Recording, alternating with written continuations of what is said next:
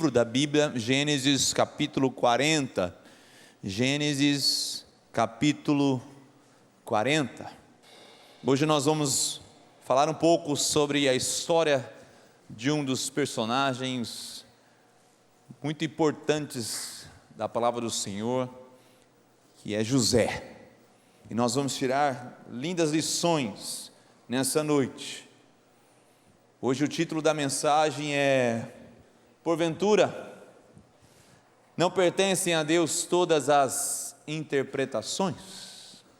É uma pergunta retórica, é uma declaração do próprio José. Nós vamos ler nesse texto. Na verdade, eu e você buscamos interpretações do que acontece ao nosso redor, e hoje nós vamos, pela perspectiva de José, entendemos quais são e quem deve dar essas interpretações. Gênesis capítulo 40, do versículo 1 em diante, eu quero que você preste muita atenção nesse texto. As escrituras dizem: passadas estas coisas, aconteceu que o copeiro e o padeiro do rei do Egito ofenderam o seu senhor, o rei do Egito. O faraó indignou-se contra os seus dois oficiais, o copeiro-chefe e o padeiro-chefe, e mandou prendê-los na casa do comandante da guarda, no cárcere onde José estava. O comandante da guarda os deixou aos cuidados de José para que o servisse, e por algum tempo estiveram na prisão. E os dois sonharam, cada um o seu sonho, na mesma noite, cada sonho com seu próprio significado. O copeiro e o padeiro do rei do Egito, que se achavam encarcerados. Quando José chegou pela manhã, viu-os, e eis que estavam preocupados. Então perguntou aos oficiais de Faraó, que estavam com ele no cárcere da casa do seu senhor: por que vocês estão com a cara triste hoje? E eles responderam: tivemos um sonho, e não há quem o interprete. José lhes disse: não pertencem a Deus as interpretações? Conte-me o sonho que tiveram. Então o copeiro-chefe contou o seu sonho a José. Ele disse: em meu sonho havia uma videira diante de mim, e na videira havia 3 ramos. Ao brotar a videira havia flores, e seus cachos produziam uvas maduras. O copo de Faraó estava na minha mão. Peguei as uvas e as espremi no copo de Faraó, e o entreguei a Faraó. Então José disse: esta é a interpretação do sonho. Os 3 ramos são 3 dias. Dentro de 3 dias, Faraó vai reabilitar você e reintegrá-lo no seu cargo, e você lhe dará o copo na mão dele, segundo o costume antigo quando era seu copeiro. Porém, lembre-se de mim, quando tudo lhe correr bem. Peço que você seja bondoso para comigo e fale a meu respeito com Faraó e me tire dessa prisão, porque de fato fui roubado da terra dos hebreus, e aqui nada fiz para que pusessem-me nesta masmorra. Vendo o padeiro-chefe que a interpretação era boa, disse a José: eu também sonhei, e eis que 3 cestos de pão branco estavam sobre a minha cabeça. No cesto mais alto havia todo tipo de comida que um padeiro faz para Faraó, e as aves comiam do cesto que estava sobre a minha cabeça. Então José disse: esta é a interpretação do sonho. Os 3 cestos são 3 dias. Dentro de 3 dias, Faraó vai mandar cortar a sua cabeça e pendurá-lo numa árvore, e as aves comerão a sua carne. No 3º dia, que era aniversário de nascimento de Faraó, ele deu um banquete a todos os seus servos, e no meio destes, reabilitou o copeiro-chefe, condenou o padeiro-chefe. Reintegrou o copeiro-chefe no seu cargo, no qual dava o copo na mão de Faraó, mas mandou enforcar o padeiro-chefe, como José havia interpretado. Porém, o copeiro-chefe não se lembrou de José e esqueceu-se dele. Como você interpreta as circunstâncias e situações da sua vida? Qual é o parâmetro que eu e você usamos para justificar aquilo que acontece na vida? Muitas vezes queremos a intervenção de Deus nas situações, mas parece-me que Ele está mais interessado em nos dar interpretações para o qual aquilo aconteceu ou tem acontecido na minha e na sua vida. Deus não necessariamente vai mudar a situação em que estamos envolvidos, mas antes Ele nos muda, Ele nos molda. Quando falamos sobre interpretação, e hoje eu quero falar sobre o poder da interpretação, é que eu e você sempre temos perguntas a serem respondidas. Algumas delas são tão importantes que, se não forem respondidas, você é capaz de abandonar, quem sabe até aspectos da sua fé. Porque eu e você queremos entender o que acontece na nossa vida. O problema é que, vez ou outra, nós interpretamos o nosso presente pelo nosso passado. E vamos mais, interpretamos o nosso propósito pela nossa dor. E caminhamos um pouco mais, interpretamos a nossa vida por situações de perda e o nosso futuro por falhas do presente. Estamos equivocados nas nossas interpretações. Assumimos respostas para as nossas perguntas, respostas que eu e você não temos a habilidade de respondê-las. Há tantas pessoas que estão encapsuladas em si mesmas, porque essas respostas têm matado até a vida que elas desfrutam. Pessoas que vivem debaixo de culpa e de angústia, de aflição, porque estão procurando dar interpretações aos acontecimentos da sua vida que só vêm de Deus, pois, porventura, não vem de Deus todas as interpretações da vida? José entendeu isso. Quando eu mergulho na história de José, essa história é fundamental para você entender todo o plano de redenção de Deus. Na verdade, Moisés, ao escrever o primeiro livro da Bíblia, Gênesis, ele dedica todo o final do livro para esse personagem, José. Parece-me apontar que José representa a forma como Deus vai trazer redenção para cada uma das nossas histórias. José, muito novo, era o filho mais novo de Jacó. José ali tinha 12 irmãos. E ele, como o filho mais novo de Jacó, era o filho predileto, preferido. A história conta que Jacó, esse pai que amava tanto José a ponto de mostrar que ele era predileto, lhe presenteou com uma túnica de várias cores. E você há de entender que naquela época, uma roupa dessa era muito cara. Era mais ou menos se o seu irmão ganhasse uma roupa, sei lá, onde que os pastores costumam comprar roupa aqui? Na Aramis, uma camisa da Aramis, né? Ou daquela outra marca que vocês gostam de usar, como é que chama? A Brooksfield, né? E você ganhasse aquela camisa, que na verdade você nem ganhou. Alguém que passou para você, te presenteou. Então, na verdade, José não era bem visto pelos seus irmãos. Mas, além disso, ele também era um verdadeiro, o que nós chamamos de hoje, o dedo duro. Eu sei que você que tem irmãos não sabe o que é isso. Seu irmão nunca te entregou, né? Alguma coisa que você tenha feito e falou, pai, mãe, foi ele ou foi ela. Não, isso você não sabe o que é essa realidade. Se você é filho único, levante as mãos e dê glória a Deus. Agora, se você é como eu, filho mais novo, sofri demais, gente. Meu Deus. Tem que abrir meu coração aqui. Preciso passar por um tratamento. Tem um curso aqui que chama Veredas Antigas. Preciso tratar meu coração. Minhas duas irmãs me exploraram demais. Fica essa história para uma outra pregação. Elas vão me ligar hoje à noite. Você falou de mim. Mas José era esse tipo de moço. Ele teve 2 sonhos e fez o erro de compartilhar seu sonho. Muitas vezes nós não devemos compartilhar sonhos, mas José o fez. O primeiro sonho, ele viu alguns feixes e esses feixes se curvavam diante dele. O segundo sonho, ele viu além desses feixes se curvando, ele viu o sol e a lua se curvando. Ou seja, os seus irmãos falaram, agora quer dizer que nós vamos nos curvar diante de ti, José? Ou quer dizer que até os nossos pais, a autoridade que está sobre nós, se curvará diante de ti? Esse sonho rodeou a vida de José por um bom tempo. Sem saber a sua interpretação, José era tido assim. Seus irmãos odiavam José. Certa vez, quando José estava indo a serviço do seu pai visitar seus irmãos, que estavam trabalhando em uma região distante, ele levou alguns mantimentos para trazer notícias, e os irmãos sabiam que trazer notícias não muito boas para os seus pais.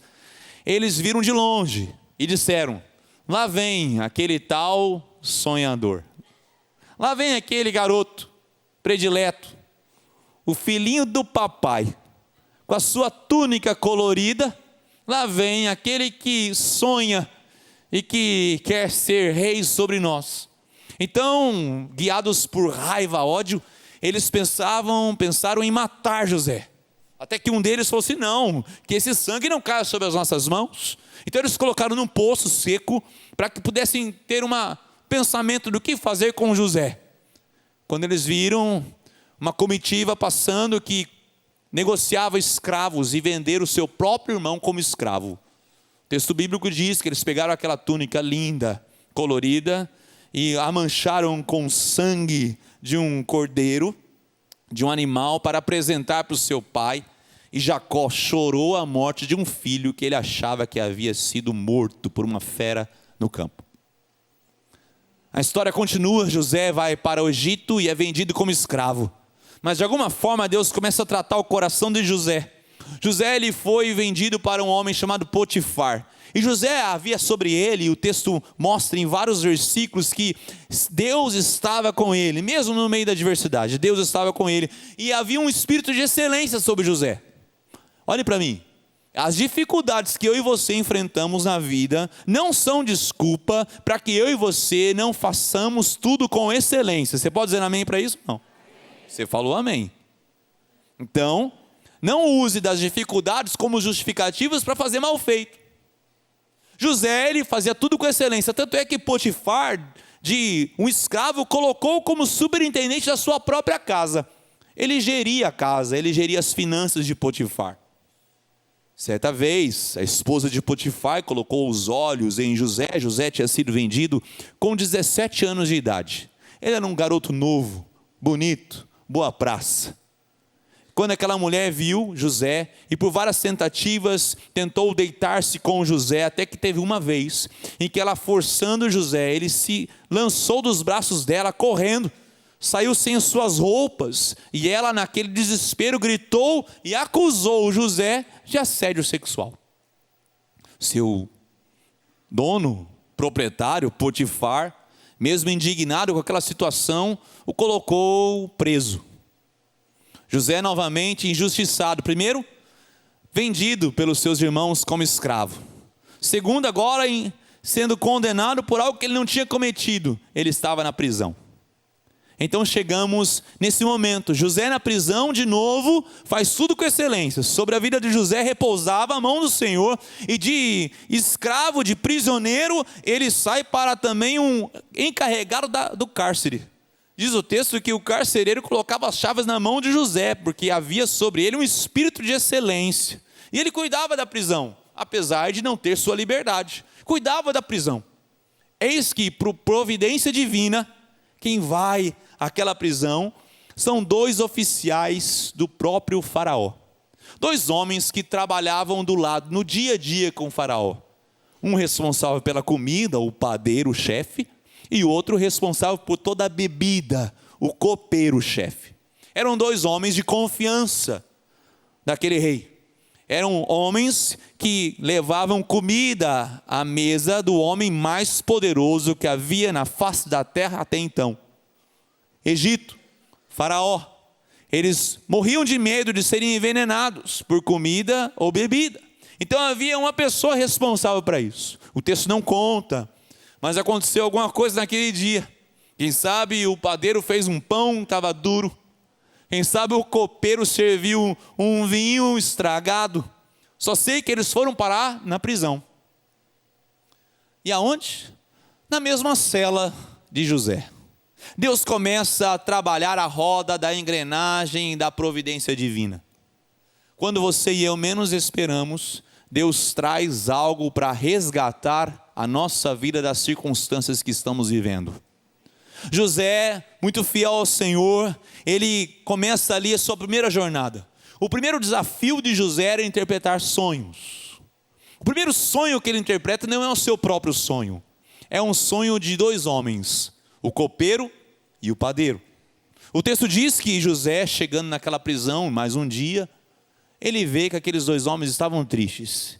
Ele já tinha convivido tempo suficiente para saber que aqueles homens como eles se reagiriam ou não. Ele chega naquela manhã, ele vê que o semblante dos dois está descaído. Os dois estão preocupados. Havia um sonho muito parecido entre os dois. Eles compartilharam o sonho entre eles e não estavam entendendo o que era o resultado. Mas sabia que alguma sentença viria sobre eles. A incerteza parava sobre a cabeça do padeiro e do copeiro. Olha que coisa linda.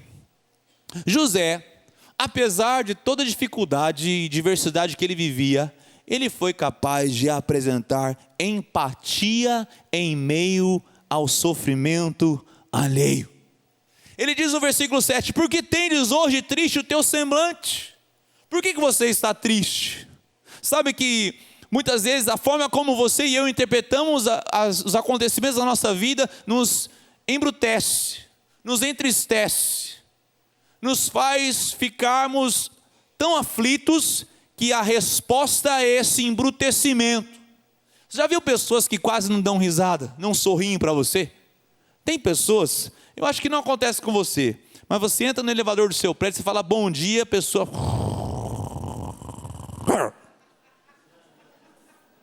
Eu falo misericórdia, Jesus. Você já viu aquele personagem antigo, aquela hiena? Ó céus, ó dia, ó azar, tudo vai dar errado. Era a síndrome de Hardy. Hardy é o nome desse personagem. Tem um pessoal novo aqui que não deu risada, não entendeu nada. Falta de cultura, gente. No mínimo, falta de cultura. Depois você vai na internet, você dá um Google lá, você vai entender que é isso. É cultura. Tinha um personagem que tudo ele achava que ia dar errado. Tudo. Então é a síndrome do Hardy. Hardy, essa palavra em inglês, viu, pastor Léo, que você está fazendo culto bilíngue? Quer dizer pesado. A pessoa é pesada, amargurada. A pessoa ela sempre está entristecida. Ela sempre é a famosa pessimista. Tudo vai dar errado. Tem gente que fala que é melhor pensar assim, porque na possibilidade de dar certo ele é mais feliz. Eu não sei se é assim, não. Eu acho que é melhor ser otimista, alegre, buscar a felicidade. Mas José ele não foi para esse tipo de síndrome. Ele era uma pessoa que percebia e tinha empatia ao sofrimento das pessoas, mesmo vivendo debaixo do sofrimento. Você já deve ter visto coisas assim, você já deve ter experimentado coisas assim, e quando você está passando por uma dificuldade em uma certa área, parece que Deus é um Deus com tanto bom humor, que Ele apresenta pessoas que vão pedir ajuda para você, que estão enfrentando o mesmo problema que você. E você fala assim, não é possível. Eu estou enfrentando isso e Deus pede para mim ajudar uma pessoa nessa mesma área. Parece que acontece isso com José. José chega naquele local e fala assim, eu tive 2 sonhos. Fala assim, eu também tive.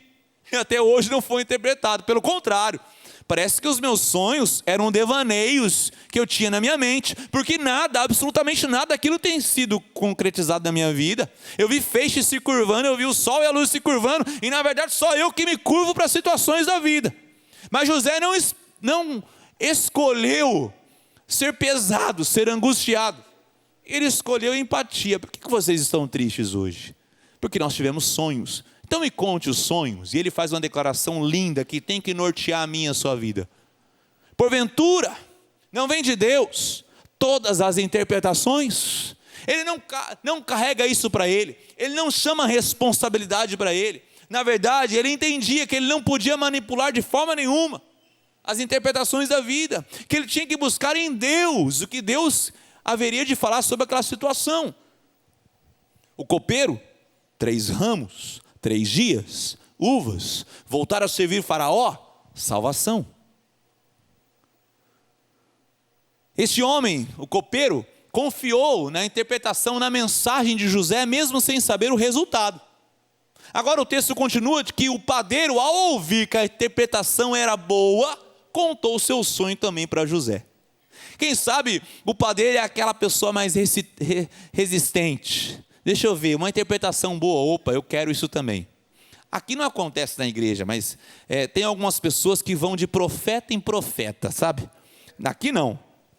Que vai, busca, não, tem um profeta ali, tem uma profetisa ali, ou você até não chama de profeta, mas você pega o telefone e liga, você tem uma palavra para mim a respeito disso?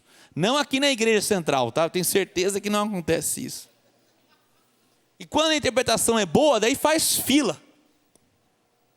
Porque, na verdade, você quer uma massagem ao seu ego. Você quer ouvir apenas o que vem de bom. Esse homem representa esse tipo de pessoa, que ele não quer a palavra de Deus, ele quer a concepção do seu plano na boca do outro. Então, o padeiro também conta o seu sonho, eram 3 cestos, as aves comiam o que havia no cesto superior, e ele fala, isso é condenação, daqui 3 dias, o copeiro vai ser restituído e você vai ser morto. E o que aconteceu depois de 3 dias? Uma festa de aniversário de Faraó, ele restitui o copeiro para servir o seu vinho, mas ele manda executar o padeiro. O primeiro sonho de José a ser interpretado não foi o seu mesmo, foi de 2 pessoas que conviviam com ele. É interessante que mesmo depois do apelo de José, o copeiro, aquele homem que foi restituído ao seu cargo, esqueceu-se totalmente de José. Somente depois de 2 anos, Deus mais uma vez rodando as engrenagens da providência. Depois de 2 anos, esquecido. E José tinha todas as justificativas para se sentir amargurado, para se sentir traído, para sentir o peso da deslealdade. 2 anos depois, agora quem tem um sonho é Faraó. Faraó tem 2 sonhos. O primeiro sonho era de vacas gordas, que eram mortas e comidas por vacas magras. O segundo sonho, com a mesma relação, eram espigas mirradas, feias, que se alimentavam, engoliam as espigas bonitas e viçosas.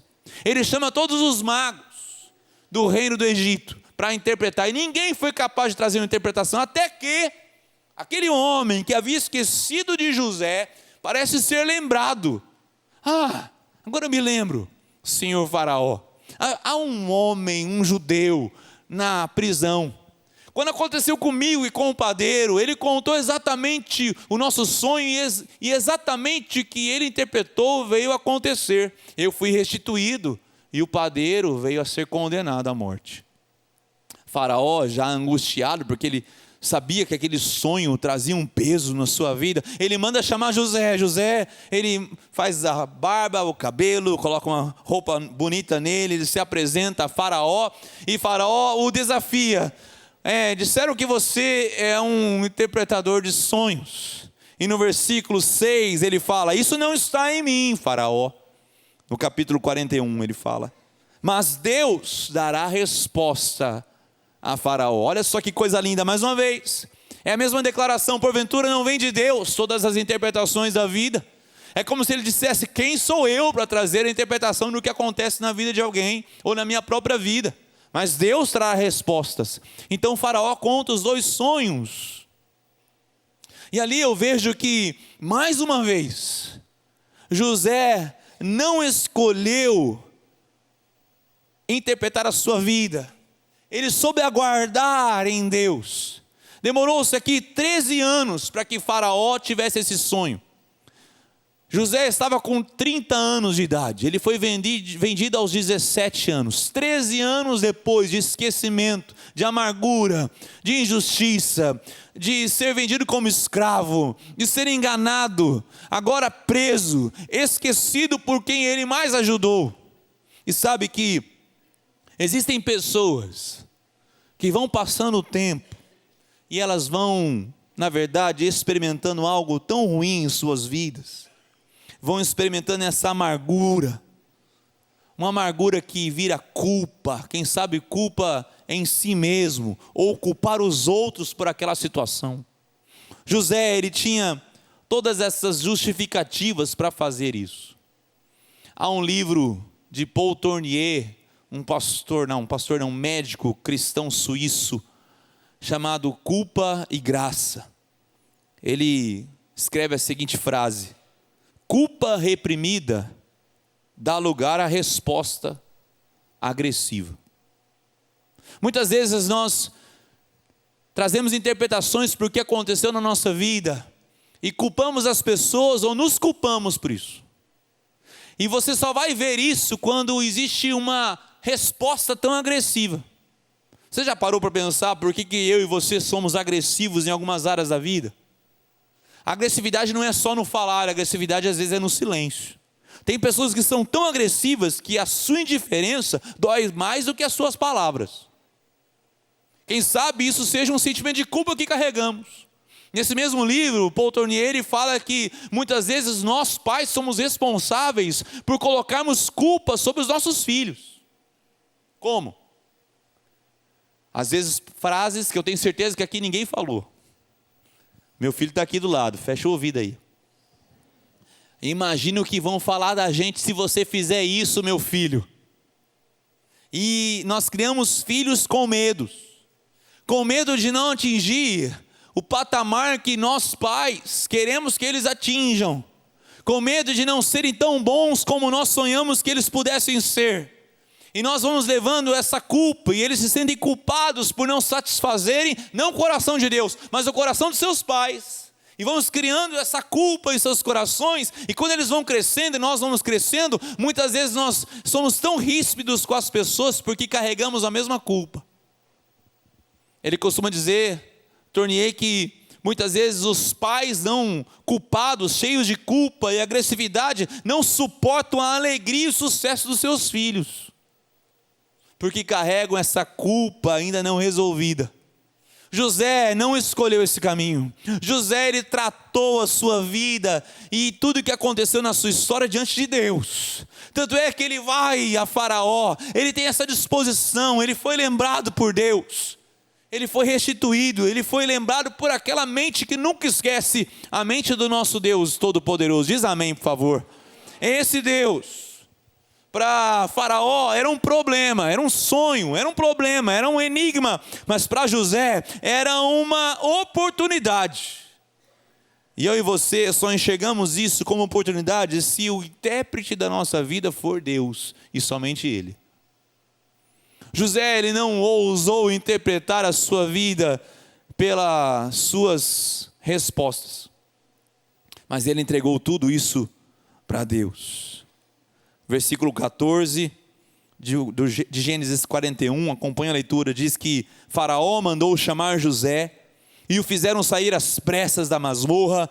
Ele se barbeou, mudou de roupa e foi apresentar-se a Faraó, e este lhe disse: tive um sonho e não há quem o interprete, porém ouvi falar a respeito de você, que quando ouve um sonho é capaz de interpretá-lo. José respondeu: isto não está em mim, mas Deus dará resposta favorável a Faraó. Que coisa linda.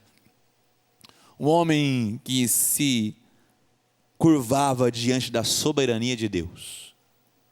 Pastor Eugene Peterson, ele escreve o seguinte: para José, parecia que as engrenagens da providência divina tinham parado de girar, mas outras engrenagens continuavam girando.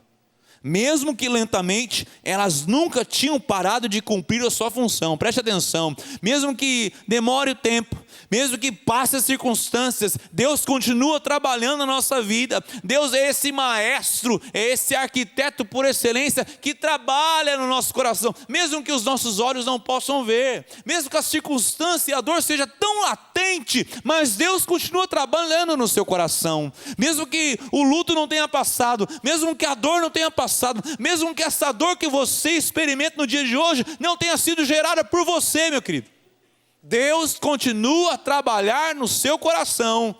Deus continua fazendo as engrenagens rodarem. A providência do Senhor está trabalhando em nós, por meio de nós e para nós. Diz um glória a Deus aí. É um Deus que cuida de nosso coração, mesmo que o tempo passe. José esperou anos. E anos ele não esperou numa praia, tomando água de coco, numa rede na sombra. Ele aguardou anos sendo injustiçado. Ele aguardou anos sendo esquecido. Mesmo assim, fazendo com excelência e apresentando empatia para as pessoas que estavam ao seu redor. Mas ele foi honrado e exaltado por Deus. Ainda no capítulo 41, no versículo 37, depois que José dá esse conselho a Faraó: Faraó, esse sonho representa que Deus lhe deu uma visão do futuro. Haverá 7 anos de muita abundância. Então, colha tudo que você tem, armazene em grandes armazéns, se prepare, porque virão 7 anos de muita seca.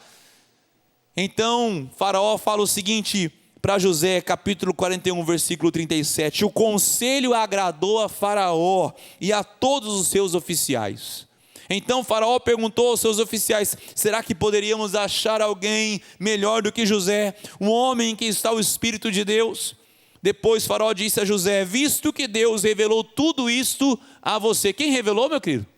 Deus. Preste atenção, até Faraó entendeu que José era apenas um instrumento, que não foi uma ideia de José, que não foi uma interpretação de José. Por que eu e você ainda insistimos em interpretar tudo o que acontece na nossa vida?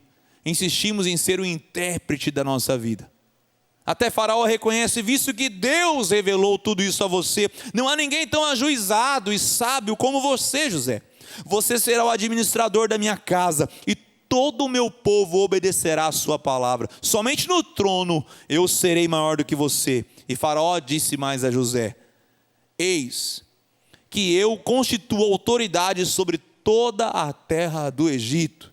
Então Faraó tirou o seu anel sinete da mão e o pôs no dedo de José. Mandou que o vestissem com roupas de linho fino e lhe pôs no pescoço um colar de ouro. E o fez subir na sua segunda carruagem e clamavam diante dele, inclinem-se todos. Deste modo deu-lhe autoridade sobre toda a terra do Egito. Preste atenção, alguém que estava encarcerado, aprisionado, de repente, na verdade, divinamente, na providência do Senhor, é colocado como o segundo, maioral de todo o Egito. Um homem sábio como José, agora ele recebe roupas novas, um colar de ouro, um anel de sinete de autoridade. E ele fala, olha, obedeçam, inclinem-se diante de José. E José, revestido dessa sabedoria do pai, ele consegue reverter toda aquela situação que seria tão desastrosa para o Egito e toda aquela região. Durante os 7 anos, ele recolhe todos os mantimentos. Ele tinha tanta sabedoria que ele não só tinha mantimentos para suprir as necessidades dos egípcios, mas ele começou a exportar para a vizinhança. E todas as nações traziam seus tesouros para venderem e para comprarem mantimentos, porque só o Egito estava preparado para tamanha tragédia. É isso que as engrenagens de Deus estão se movendo. Eis que quando parecia tudo parado, esquecido, as engrenagens de Deus se movem. E quem passa fome não escolhe a quem pedir socorro. Eis que então entramos no terceiro sonho a ser interpretado. Primeiro, o sonho do padeiro e do copeiro. O segundo sonho, o sonho de Faraó. Agora o terceiro sonho e o mais desafiador da vida de José seria o seu próprio sonho. Interpretar a sua própria vida. Trazer respostas àquilo que havia acontecido na sua própria história. José agora tem aproximadamente 39 anos de idade. Ele está lá, já mudado. Seus irmãos o conheciam com 17 anos. Ele já tinha adquirido outro tipo de cultura, outro linguajar. Já tinha feito família. Suas roupas eram diferentes. Seus gestos eram diferentes. Ele estava cercado de autoridade. Como que o nosso irmão que foi vendido como escravo poderia estar nessa situação? Seus irmãos vão ao Egito em busca de comida. José, ele reconhece seus irmãos. Seus irmãos eram os mesmos. Porque sabe, quem é machucado nunca esquece quem o machucou. Nós somos hábeis em esquecer coisas boas na vida. Isso passa rápido. As boas lembranças, você tem que fazer um exercício para lembrá-las. Eu acho que é por isso que nós tiramos tantas fotos de momentos bons. Porque sabemos que acabamos esquecendo. Mas as dores, eu tenho certeza que existem dores que você carrega às vezes da sua infância. Dores antigas. Que menor lembrança lhe traz constrangimento, lhe traz culpa, lhe traz aflição, lágrimas. Nós somos especialistas. José, ele nunca esqueceria o semblante daqueles homens que o haviam vendido. José nunca esqueceria a dor de ter visto as suas vestes rasgadas e ele sido vendido por algumas moedas. José nunca esqueceria a maldade que fizeram com ele. Quem sabe todas as dores seguidas daquela grande circunstância, daquele grande momento da vida de José, de alguma forma José imputava sobre a vida dos seus irmãos. E eis que em outra situação, porque a engrenagem da providência divina havia girado, aqueles homens estavam à sua frente. Agora, José, ele não responde pelo vitimismo nem pela culpa. Aquelas pessoas que respondem pela culpa são pessoas que se calam, se escondem dentro de si mesmas e às vezes nunca se perdoam. Trazem uma culpa. Você já viu pessoas que não conseguem perdoar a si mesmas? Mas não, também ele não escolheu o caminho do vitimismo. Olha o que fizeram comigo. Olha o que aconteceu comigo. Olha, porque uma pessoa que entra pelo caminho de vitimismo nunca assume as suas responsabilidades. José escolheu o caminho do perdão, mas antes de demonstrar o perdão, José precisava testar o coração desses irmãos. O coração deles estava caminhando para a reconciliação, mas e os irmãos? Haviam mudado? Será que aqueles homens que o haviam vendido quando ele tinha 17 anos, teriam mudado? Aqueles homens viviam debaixo também de um fantasma da sua história. Eis que José, numa desses encontros com seus irmãos, ele pede para chamar o seu irmão mais novo, Benjamim, porque ele não sabia que havia um outro irmão mais novo que ele.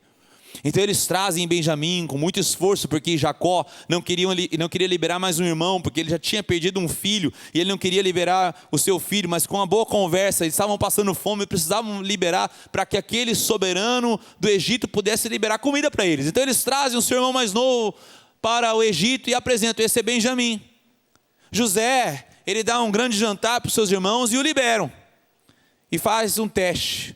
Manda colocar alguns tesouros na sacola do irmão Benjamim, o mais novo. E quando eles estão saindo das terras do Egito, um dos seus oficiais, parte do seu exército, vai até eles e fala assim: nós temos que vasculhar as suas bolsas, porque sumiu o tesouro do palácio. E nós acreditamos que esse tesouro esteja aqui. Eles falaram: tudo bem, claro, nós não fizemos nada. E onde estava o tesouro? Na bolsa do irmão mais novo, Benjamim. Então eles trazem Benjamim, e José fala assim: Benjamim ficará como escravo. E todos falam assim: não, todos ficaremos. José fala assim: de forma nenhuma, só Benjamim que foi o ladrão, ele ficará. Olha o teste de José. Na verdade, José queria saber se eles ainda eram os mesmos. Se esses irmãos eram os mesmos que fizeram isso com ele na sua adolescência. Se esses homens haviam mudado com a sua história. E eis que, divinamente inspirado, Judá, um dos seus irmãos, preste atenção nesse nome, Judá, ele começa a discorrer a situação com José, sem saber que era seu irmão ainda. Ele falou: olha, eu trouxe Benjamim, mais novo. O meu pai, Jacó, ele não suportaria eu não voltar com o seu filho mais novo. Ele já se entristece tanto por um outro filho que morreu. O que eu falarei para o meu pai se eu voltar sem Benjamim? Então faça o seguinte: eu ficarei no lugar de Benjamim e Libério. Eu fico no lugar desse meu irmão mais novo.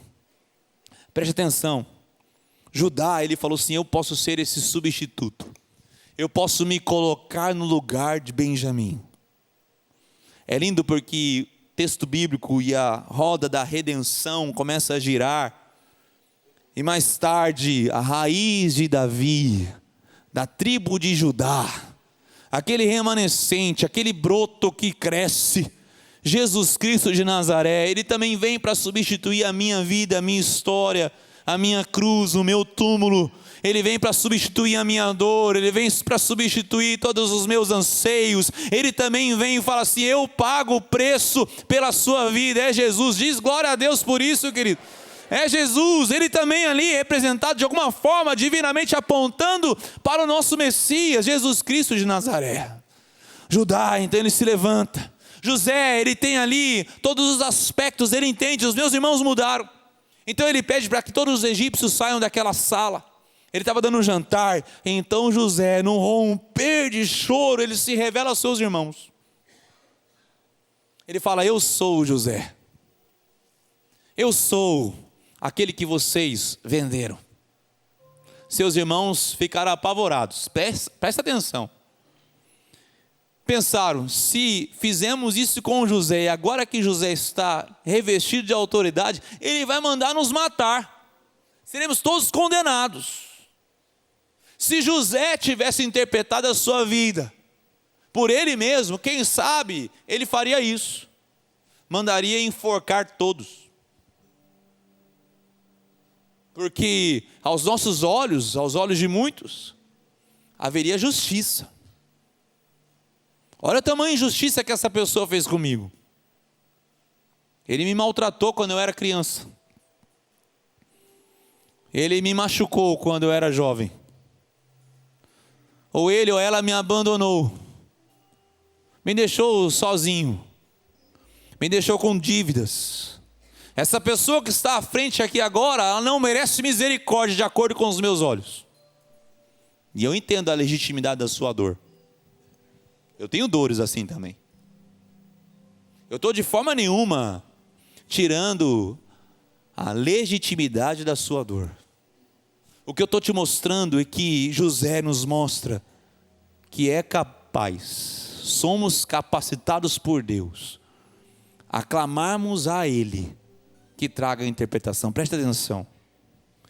José, ao se revelar aos seus irmãos, no capítulo 45, há um texto tão lindo, capítulo 45, presta atenção. Então José, não conseguindo se conter diante de todos os que estavam com ele, gritou: saiam todos da minha presença. E ninguém ficou com ele. Quando José se deu a conhecer a seus irmãos, e levantou voz em choro, de maneira que os egípcios ouviram, e também a casa de Faraó, e disse a seus irmãos: eu sou José. A pergunta que ele faz: meu pai ainda está vivo? E seus irmãos não lhe puderam responder, de tão assustados que ficaram diante dele. E José disse aos seus irmãos: agora cheguem perto de mim. E eles chegaram. Então ele disse: eu sou José, o irmão de vocês, que vocês venderam para o Egito. Agora, pois, não fiquem tristes, nem irritados contra vocês mesmos, por terem me vendido para cá, porque foi para a preservação da vida que Deus me enviou adiante de vocês. Porque já houve 2 anos de fome na terra, e ainda restam 5 anos em que não haverá lavoura nem colheita. Deus me enviou adiante de vocês para que fosse conservado para vocês um remanescente na terra, e para que a vida de vocês fosse salva por meio de um grande livramento. Assim, não foram vocês que me enviaram para cá, e sim Deus, que me fez de mim como que um pai de Faraó, e senhor de toda a casa, e como governador em toda a terra do Egito. Aqui está um homem que disse: porventura não vem de Deus as interpretações da vida? Quem disse que vocês me colocaram nessa situação? Porque Deus orquestrou todas as coisas. Foi Deus que me colocou aqui. Deus que me colocou nessa mesa. Eu estou entendendo hoje que todas as coisas cooperam para o bem daqueles que amam a Deus e são chamados segundo o seu propósito. Diz glória a Deus aí. Todas as coisas, meu querido, mesmo as dores, as lágrimas que insistem em estar conosco, a mágoa que você sentiu, a dor da partida sem poder dizer um adeus, são dores que carregamos. Mas de alguma forma, que eu não entendo, algum plano maravilhoso que nenhum homem ou mulher pode traçar, de alguma maneira, Deus traz algo no coração de José. E José antecipa um grande salmo que foi lido aqui nessa noite, Salmo 23. Preparas-me uma mesa na presença dos meus adversários, unges a minha cabeça com óleo e meu cálice transborda. José estava sentado com aqueles que deveriam amá-lo, mas foram aqueles que o traíram. José estava sentado na mesa com seus adversários, mas ao invés de deixá-los morrer de fome, José os alimentou. Diz o texto que José abarcou toda aquela família, deu-lhes terra, deu-lhes comida, e aquela família prosperou por causa do perdão e da reconciliação de um homem que não escolheu o caminho da culpa, do vitimismo, da aflição, não escolheu interpretar tudo o que aconteceu na sua vida pela sua própria interpretação, mas disse: porventura não vem de Deus todas as interpretações da vida. Foi um homem que levou as suas aflições, suas angústias, o tempo que ele ficou abandonado numa cela, vendido como escravo. É um homem que aos olhos dos seus irmãos não valia nada. E no final da sua vida, só no final da sua vida, quando ele reencontra os seus irmãos, é que ele entende o sonho que ele nutria desde a sua adolescência. Naquele momento, ele viu seus irmãos, toda a sua família se curvar diante dele, porque Deus o colocou, o exaltou no lugar, não para trazer justiça pelos nossos próprios braços, mas para trazer graça, misericórdia, perdão, reconciliação, restituição. Eu não sei você, mas eu preciso dessa intervenção de Deus na minha vida. A minha pergunta é: quem é o seu intérprete? Quem tem interpretado a sua vida? Quem tem dado as respostas que o seu coração precisa? Como eu disse no começo, estamos errados porque estamos interpretando o nosso presente pelo nosso passado, estamos interpretando a nossa vida pela nossa dor, e todas as vezes que algum homem ou mulher fez isso na palavra do Senhor, fez de forma equivocada. Lembra de João Batista, quando estava numa prisão, ele pergunta para os seus discípulos: vão até Jesus, aquele mesmo que ontem eu disse que era o Cordeiro de Deus, vão até Jesus e pergunta se ele realmente é o Messias, ou eu preciso esperar outro. Será que eu estava enganado? Porque as circunstâncias que me rodeiam são tão desfavoráveis, que parece que Deus me esqueceu aqui. Eu estou aqui por um erro dos outros, eu estou aqui pela dor dos outros, eu fui colocado aqui. Diz o texto que aqueles homens, discípulos de João Batista, chegaram a Jesus. Jesus os interrompeu e falou assim: voltem para João Batista e digam o que vocês estão vendo. O cego vê, o coxo anda, homens e mulheres estão sendo curados, e o evangelho do reino de Deus está sendo pregado. O texto é muito claro que quando aqueles homens voltam para levar notícia para João Batista, ainda na prisão, Jesus volta naquele mesmo momento, volta para aquelas pessoas que estavam ao seu redor e disse: jamais saiu de ventre de uma mulher um homem tal qual João Batista. Que coisa linda. Jesus amava tanto João Batista, que mesmo na sua angústias, incertezas e dúvidas que ele carregava no seu coração, não fez nada. Jesus não mudou a ideia do grande amor que ele tinha por João Batista. Quem sabe você se sente menos por isso, por ter duvidado, por ter respondido de forma errada. Hoje é noite de cura, amém? Hoje é noite de cura. O livro do Gênesis, o primeiro livro da Bíblia, termina com José cuidando da sua família, com José dando alimento, mantimento para a sua família, dando proteção para a sua família, com José abarcando todos os seus irmãos, as famílias vivendo juntos. Essa é uma grande figura do cuidar de Deus para conosco. Um dia chegará que nós estaremos diante desse Deus que há de nos alimentar, de nos suprir, de cuidar de nós, amém?